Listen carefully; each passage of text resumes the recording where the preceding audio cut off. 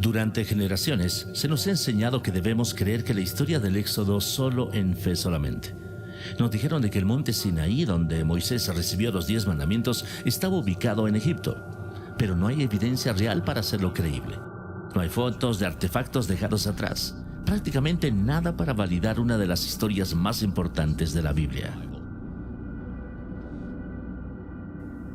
La Biblia dice más de 70 veces que los israelitas salieron de Egipto a Madián, que sería en su mayoría o en su totalidad la moderna Arabia Saudita de hoy. ¿Es cierto que hay muy poca evidencia de que haya ocurrido la historia del Éxodo? ¿O hemos estado buscando en el lugar equivocado? Si bien la teoría de que Moisés y los israelitas que hubieran estado en Arabia Saudita es una teoría nueva, en el mundo exterior no lo es para los lugareños que viven allí. Los saudíes nos abordaron con frecuencia, ansiosos por hablar con americanos por primera vez cara a cara. Y una de las primeras cosas que dirían con entusiasmo será: ¿sabías que Moisés estaba aquí? Déjame mostrarte dónde estaba él y su gente.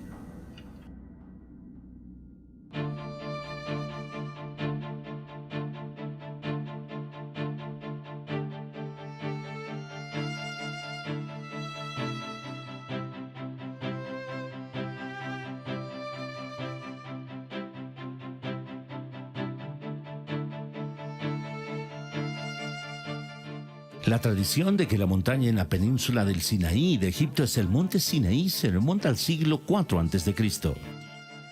Una nueva investigación basada en fuentes judías, cristianas e islámicas indica que hay una tradición que antecede en 600 años. Y según esa tradición, el monte Sinaí está en el noreste de Arabia Saudita. Esta otra tradición apunta al Jabal Maklaf, un pico en la cordillera conocida como Jabal al-Lawz, como la verdadera montaña de Moisés. Varias fuentes históricas, incluido Josefo, registraron que el monte Sinaí es la montaña más alta cerca de una ciudad que hoy se llama Al-Bad. Los lugareños se refieren a Jabal Makla como Jabal Musa, como la montaña de Moisés. ¿Así que llamas Jebel Musa? Jebel Musa. Una de las características distintivas de esta montaña es la cima ennegrecida que puedes ver justo detrás de mí. La Biblia dice que Dios descendió sobre el monte Sinaí como fuego. Los picos ennegrecidos sobresalen de las áreas circundantes y las rocas solo son negras desde el exterior. Los investigadores no están de acuerdo en si las rocas ennegrecidas son evidencia real de que Dios descendió sobre la montaña como fuego, tal como dice la Biblia, o si se trata de roca volcánica natural. Un pequeño puñado de estadounidenses intentaron infiltrarse en esta área a fines de los años 70 y 80. Fueron arrestados y sus fotos y videos confiscados por la policía saudí. Su evidencia se perdió. Sin embargo, las imágenes y los videos comenzaron lentamente a filtrarse hacia el mundo exterior. Según los que se filtraron y fueron arrestados, estos sitios estaban siendo mantenidos en secreto por el régimen saudí, una teocracia que lo escondió del mundo usando cercas y policías y la amenaza de la fuerza. Mientras trataba de entender por qué los saudíes escondían este importante sitio, comencé a buscar fuentes en el mundo islámico. Durante 15 años he estado en el campo de inteligencia antiterrorista y las relaciones internacionales, y uno de mis mejores contactos tenía una historia que contar. Él solía pertenecer a un grupo yihadista e incluso se reunió con el servicio de inteligencia pakistaní y los allegados cercanos de Osama Bin Laden. Y ahora habla por primera vez. Cuando estaba en el mundo yihad, todos sabíamos que el monte Sinaí estaba en Arabia Saudita. La gente en el exterior, incluso la mayoría de los musulmanes, no tenían idea de que estaba allí. Porque nosotros éramos guerreros, no quería que nadie lo supiera. Todos sabíamos que el gobierno saudita lo escondía y lo protegía con personal de seguridad y todos estuvimos de acuerdo con ello. Creemos que si un sitio, incluso un sitio sagrado, es visitado por personas y usado para idolatría, debería ser destruido. Pero siendo escondido, según la ley islámica, eso fue lo que la salvó para que lo veas hoy y lo aprecies.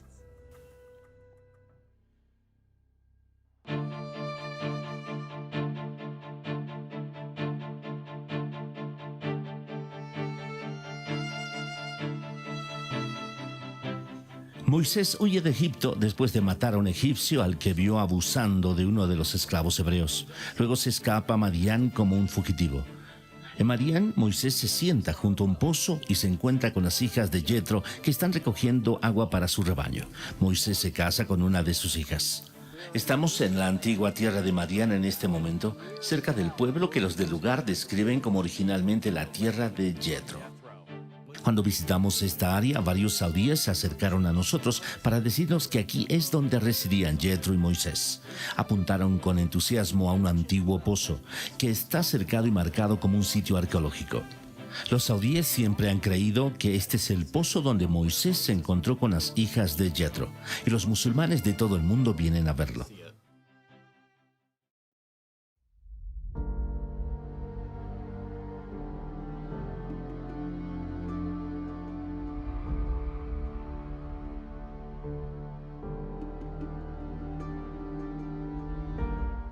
El libro del Éxodo dice que el cruce del Mar Rojo ocurrió en un lugar llamado Yansub, pero los expertos han estado en desacuerdo sobre dónde estaba. Hay dos sitios propuestos para cruzar el Mar Rojo desde Egipto hacia Arabia Saudita.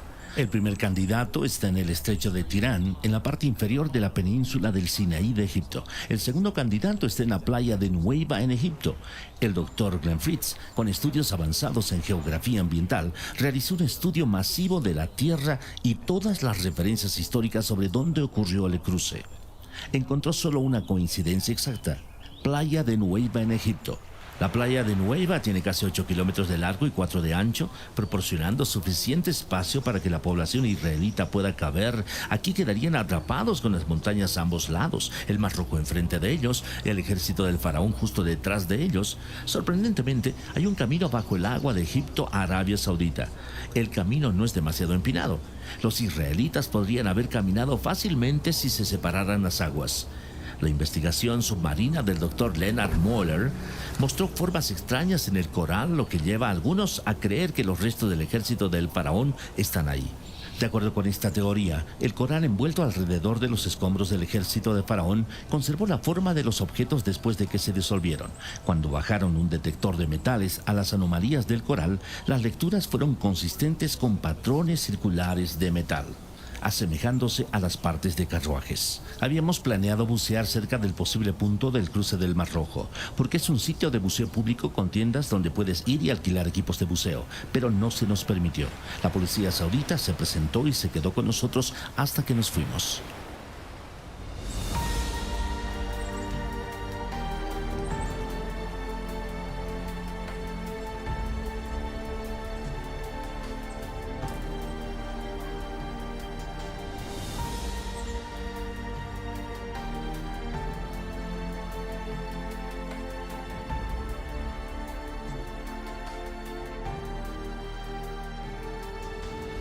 Después de cruzar el Mar Rojo, Moisés y los israelitas se detuvieron en un lugar cerca del monte Sinaí llamado Elim. Desesperado por el agua, encuentran un lugar único con 12 pozos y 70 palmas. A lo largo del camino hacia el posible monte Sinaí real, hay un lugar que refleja Elim con muchas palmeras y hasta hoy 12 pozos. Los locales sauditas nos señalaron a este lugar y específicamente referido a él como Elim.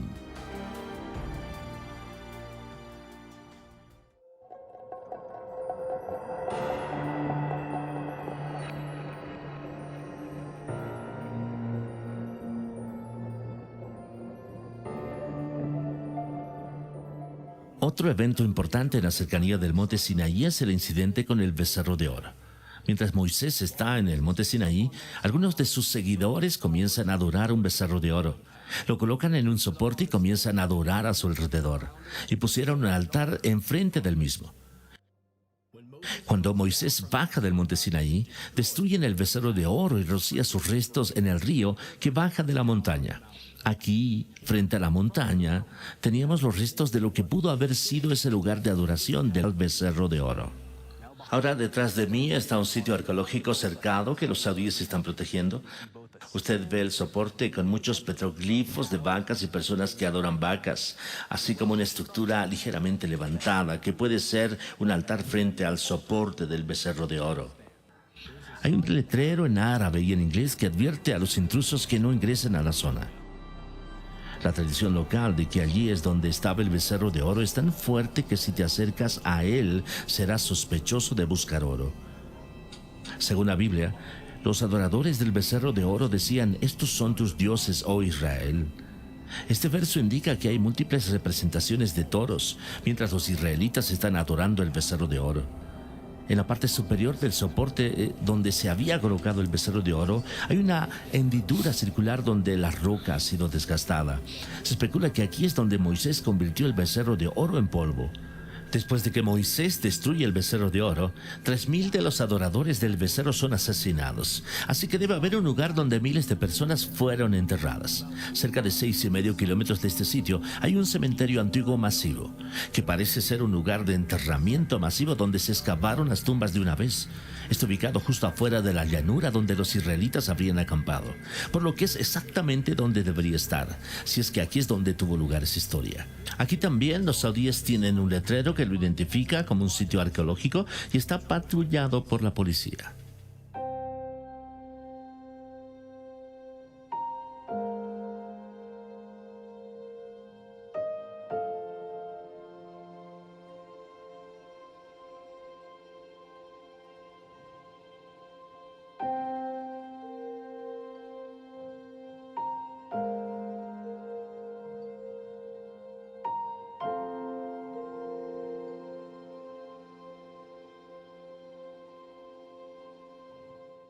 El libro del Éxodo dice que Moisés construyó un altar de piedra sin cortar al pie del monte Sinaí y también estableció 12 pilares para simbolizar las 12 tribus de Israel.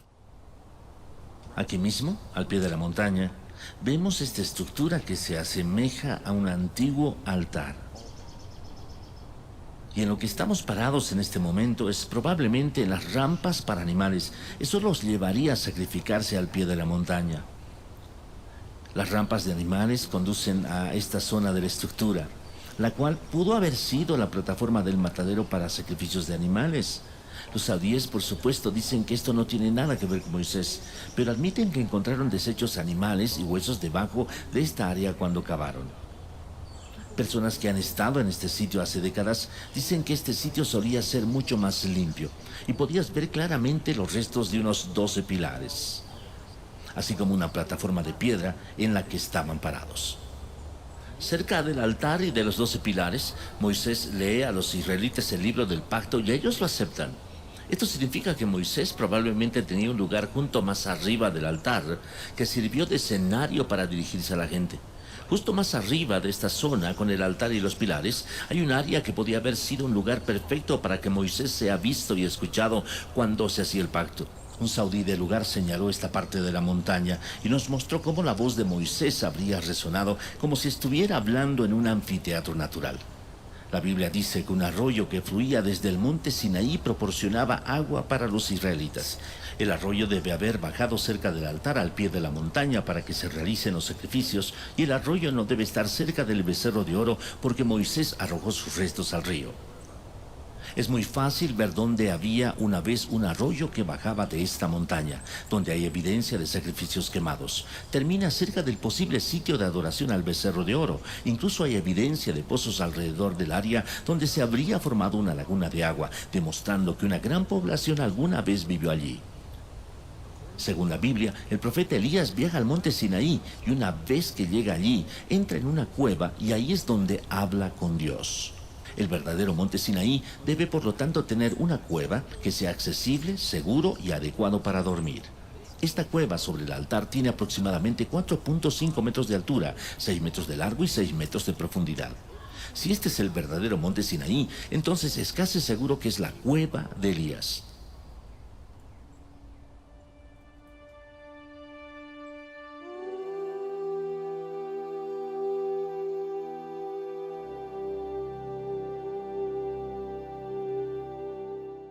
El campamento de los israelitas se establece donde no hay agua. Moisés sube a una roca diferente y la golpea con su vara y milagrosamente el agua se derrama para sus seguidores. El historiador Josefo dijo que la roca partida todavía podía verse en su tiempo y era tan grande que no podía haber sido movida. ¿Es posible que esta roca partida aún permanezca hoy, testificando la veracidad de esta historia? La respuesta es sí, y es impresionante.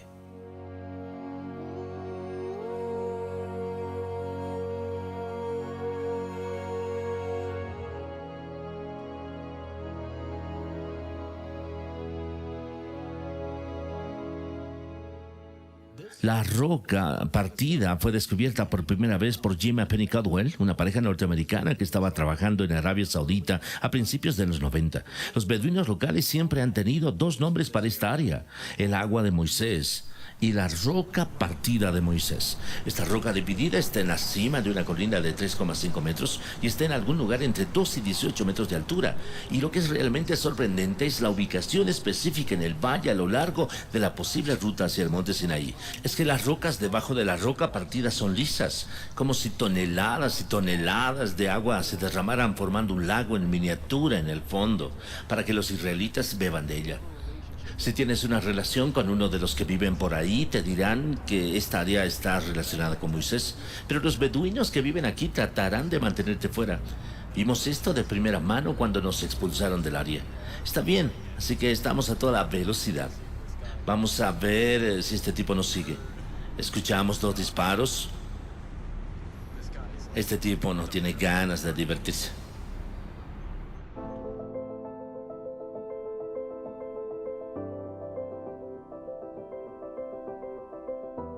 La Biblia dice que el área cerca de la roca partida, donde los israelitas lucharon contra los amalecitas, se llama Refidim, que significa lugar de descanso. Inscripciones hebreas que encontramos allí se han interpretado y significan lugar de descanso, la definición de Refidim. Más cerca de la montaña se han encontrado inscripciones que el Dr. Miles Jones, un erudito del hebreo antiguo, cree que están hablando de la batalla de los amalecitas. Dice que una de las inscripciones se refiere a la muerte de una amalecita. Cerca hay 2 inscripciones que el Dr. Jones cree que están marcando el lugar donde murieron una madre y una hija hebrea. La Biblia dice que Dios le dijo a los israelitas que posean la tierra donde tocan las plantas de sus pies. Cerca de la roca partida y cerca de la montaña hay muchas inscripciones con una imagen de un pie y una sandalia. Junto a la imagen hay una escritura protohebrea que significa la planta del pie. También encontramos inscripciones que fueron traducidas y se descubrió que se referían a Yahvé, el nombre hebreo para Dios.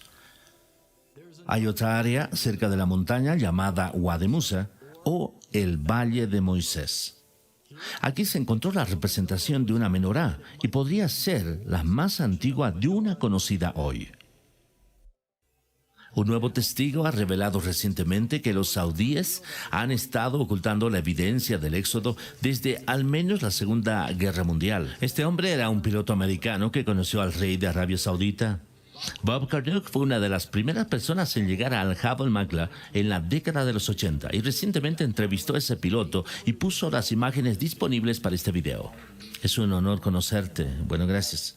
Nuestras vidas se han cruzado posiblemente en algo muy histórico y estamos hablando acerca de dónde se encuentra el verdadero monte Sinaí. No tenía idea de que alguien remontándose tan lejos como la Segunda Guerra Mundial habría visto la montaña y le habían dicho que la montaña era la montaña sagrada de Moisés. ¿Alguno de los musulmanes dijo que era la montaña sagrada? O sí. Supongo que todos en el ejército saudí sabían que era sagrado. Pues me prohibieron volar a su alrededor porque estaba fuera de los límites, que sería matado, que ya sea Dios o quizá por alguno de ellos, no lo sé. Y cuando despegué estaba medio muerto de miedo. Apuesto a que volé alrededor, pero era diferente del resto de las montañas porque era negro en la parte superior, o era un verde negruzco. Estaba lo suficientemente oscuro. ¿Quieres saber lo que realmente creo? Creo que es el monte Sinaí. Creo que Dios me dejó volar alrededor. Eso es lo que creo que pienso. Él nos dejó a ambos vivir. ¿Por qué no hemos oído hablar de este otro candidato para el monte Sinaí? ¿Por qué casi todo el enfoque ha estado en el sitio tradicional a pesar de su falta de pruebas convincentes? Piensa en cuántas cosas se alinean con la historia bíblica aquí en esta montaña. Hay una playa, un sendero donde podía haber ocurrido el cruce del Mar Rojo, coincidiendo con el relato bíblico. Se puede ver cómo los israelitas podían haber acampado cerca de Elim con 12 pozos y 70 palmas. En el camino a Jabal Machla con una roca partida, una zona adecuada para acampar. Hay una montaña conocida como la montaña de Moisés, con una gran llanura frente a ella donde millones de israelitas podrían haber acampado. Puedes ver un altar de piedras sin cortar al pie de la montaña donde hay evidencia de sacrificios. Justo donde debería estar, hay evidencia de adoración al toro, y puede ser exactamente como Moisés habría visto la adoración del becerro de oro mientras bajaba de la montaña. Hay un arroyo que baja de la montaña, tal como dice la historia del Éxodo. Puedes ver justo donde pudo haber estado la cueva de Elías. Todos estos pequeños detalles tienen que encajar, y encajan. Después de regresar de viaje, la gente me preguntó cómo me sentía allí donde tan pocas personas han podido estar. Los sentimientos predecibles fueron fáciles de describir: adrenalina, asombro, admiración. Pero había una emoción que era más difícil de describir. No merecía estar allí. No soy alguien que ha entregado su riqueza a los pobres. No soy un científico o un pastor. Y todavía hay días en los que me siento como si no tuviera fe en absoluto. Pero entonces, mientras miraba las montañas, recordé algo.